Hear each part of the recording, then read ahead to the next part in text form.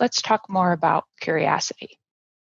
When you are curious about something, you really want to know about it to understand it. Anxiety often makes people disinterested in their minds. You might only want to understand your experience long enough for the anxiety to stop. You might not even want to know that experience, but rather would prefer to take medication to stop it. Medication can be helpful for decreasing your sensitization enough to give you space to observe your experience.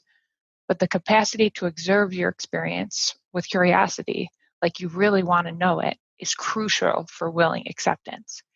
If you're wondering whether you're curious about your experience, look at how you're behaving in response to learning about suffering from an anxiety disorder or OCD.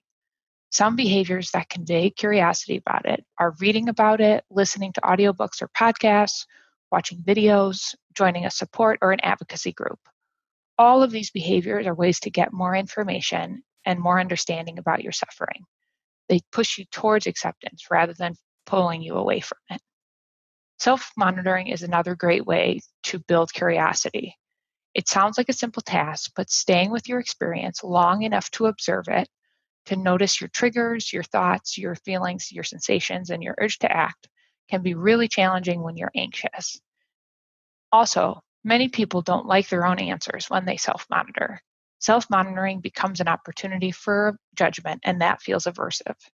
When you self-monitor, give yourself credit for showing up to the task in the first place. Remember that you wouldn't have to self-monitor if you already had a friendly relationship with your anxiety, so it might be painful when you first observe what you see. Suffering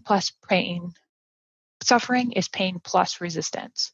You might feel pain when you observe yourself, but you'll suffer less over time if you go towards it without resistance.